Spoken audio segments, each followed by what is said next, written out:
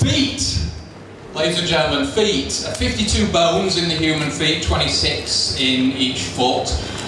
Makes up about a quarter of the bones in the human body. Many of you here tonight will have a pair. But very few of you will be using them to their full potential. Why? Because you encase them in stuff like this. You encase them in leather, you imprison them in these canvas rubber coffins. They're not allowed to breathe, they're not allowed to move properly.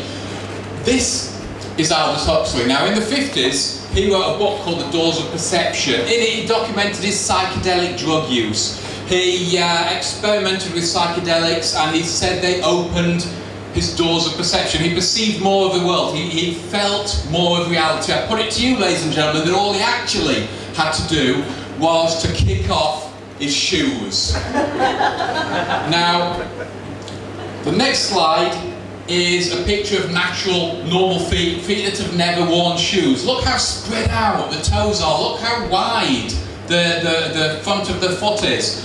It's probably a little weird to our Western eyes. We're not used to seeing natural feet. Kind of like the lip plate, we're not used to seeing that. We wonder, why would someone distort their body for social and cultural and traditional reasons? It might at first seem a little odd to us. However, take another look at my original slide, the Western feet. Look how the toes actually are pushed inwards. Our feet are actually shoe-shaped, and we're not even aware that we are deforming our bodies for social and traditional and cultural reasons. But we are doing. It wasn't always the case. For most of humanity's time on the planet, we've been barefoot. Look at these guys, they're having a great time barefoot. Not sure what they're up to, but they're certainly not suffering from athlete's foot, which is a condition which the shoe is the perfect place. The warm, wet, damp interior of the shoe, the perfect place for mold, bacteria, fungus to grow.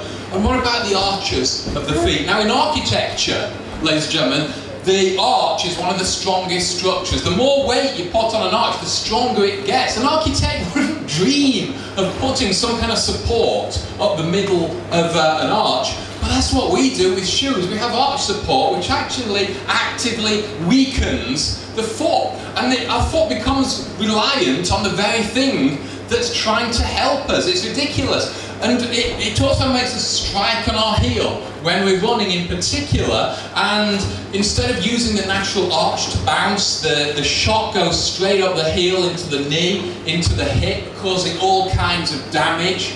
We're damaging ourselves with our shoes. People think that when you spend a lot of time barefoot, your feet slowly kind of lose sensitivity. They almost kind of scab over so you can't feel the ground. That's not what happens at all. In actual fact, your feet over time, the brain just reinterprets what that feeling is. So when you walk over gravel, your brain just gets used to it. It says, no, this isn't dangerous, it's actually fine.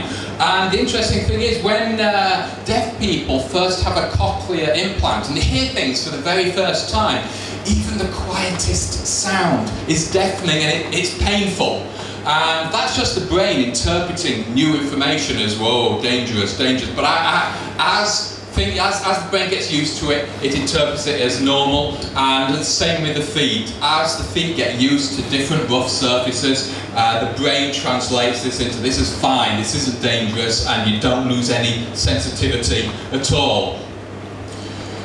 This is me running the Leeds 10K barefoot a couple of months ago. If you want to have someone shout Zola Bud at you every 3 minutes for about an hour, I've not found a better way than doing this. This really works well.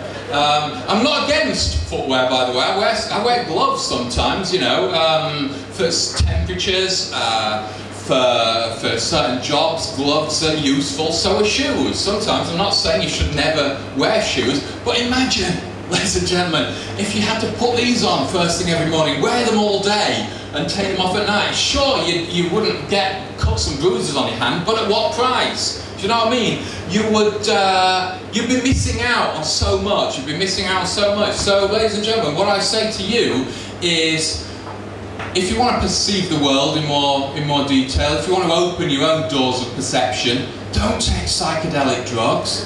Take off your shoes. Thank you.